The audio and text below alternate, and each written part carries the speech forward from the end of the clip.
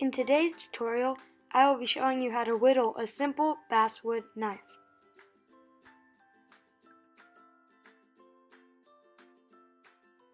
If you are watching this tutorial, you may be asking yourself, why learn to whittle? I personally believe that whittling is a craft that is commonly misunderstood and may become forgotten. Whittling is not only sharpening sticks and making them pointy, but it is also making extremely detailed pieces of art. Whittling is actually an amazing craft. Just learning to whittle can help preserve this craft and pass it down to generations to come. In this video, I will be using the Victorinox 3.5-inch tinker knife. This knife includes a small blade, which is very useful for this project. We will mainly be using that blade.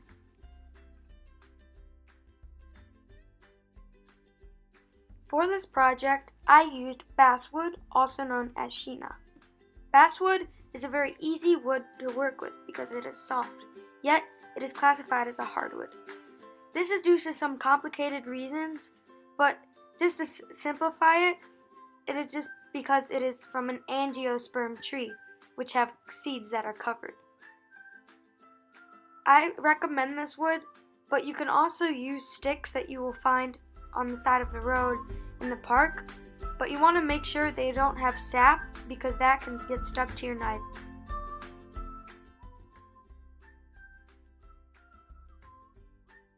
If you are whittling, do not attempt anything using a knife without adult supervision.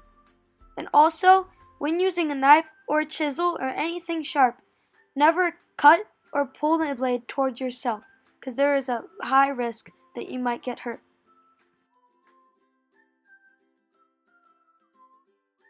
This first cut is known as the straightaway cut, and it requires some follow through, and it's used a lot throughout whittling.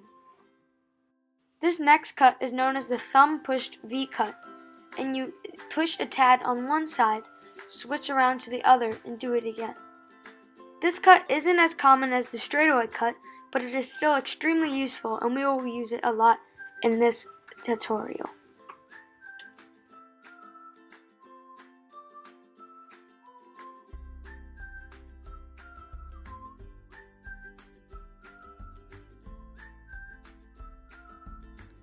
So here in the beginning, all I really was doing was trying to get the wood as small as possible and close to a knife's shape. It doesn't have to be very thorough, just as close to the shape of a knife's. And I used plenty of straightaway cuts to achieve this. After this, I pretty much had the basic shape of my knife. Then it was time to start carving more precisely. I find that when carving the handle and when you're roughing out the shape, it's easiest to rough it out as a square, and then after that you can sand away to make it round. When using sandpaper, you don't have to use the exact one I'm using. You just want to use one with lower grit because the rougher it is, the more wood you're going to get off. After that, and you want to do fine touches, you can get a higher grit one, such as 800, which is what I'm going to use later, or you can get 1000. Once I was happy with my handle, I moved on to touching up on the blade. Right now, I was just doing some more straightaway cuts to thin out the blade. It was starting to take more of the shape of a knife, and I was happy with the results so far.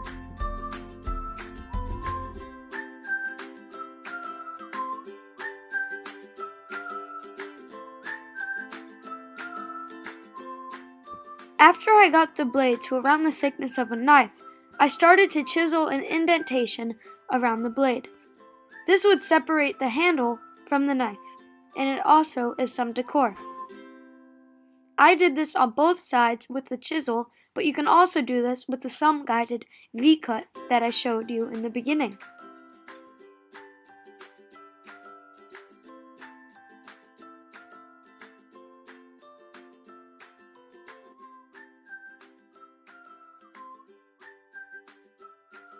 An optional step in making this knife is smoothing off the bottom end of it. For this, you use a technique similar to the thumb-guided push V-cut. It is very easy to do, and after you've done with that, you can sand it off and make it smooth.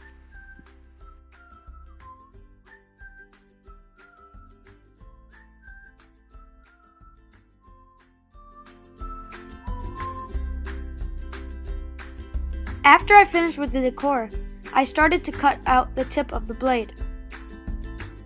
As I mentioned in the beginning, you're going to use a lot of straightaway cuts, even for cutting out the tip of the blade.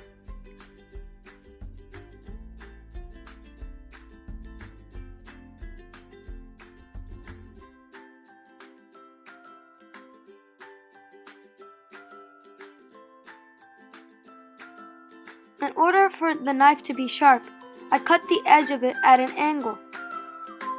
This is very important because otherwise the edge may be rounded and will not cut anything at all.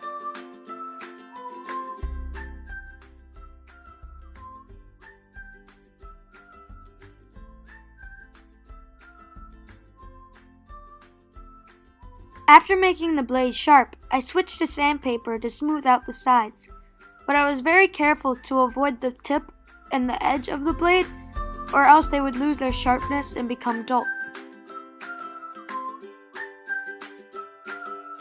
Lastly, I added some final touches and then switched to finer grit sandpaper. I used 800 grit in this case to make the knife extra smooth.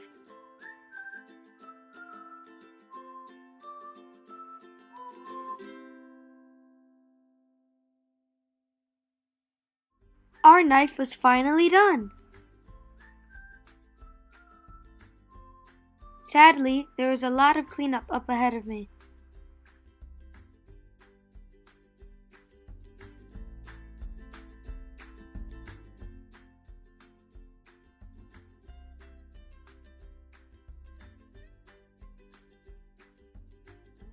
Before I go, I would like to tell you about a few books about whittling. This first one is by Chris Lubigman, who is a great whittler, and I've seen a lot of his tutorials on whittling. It includes some really fun stuff. The next book is also by Chris, and is called The Little Book of Whittling. Although it is not as thorough, it has some fun stuff like making animals and toys.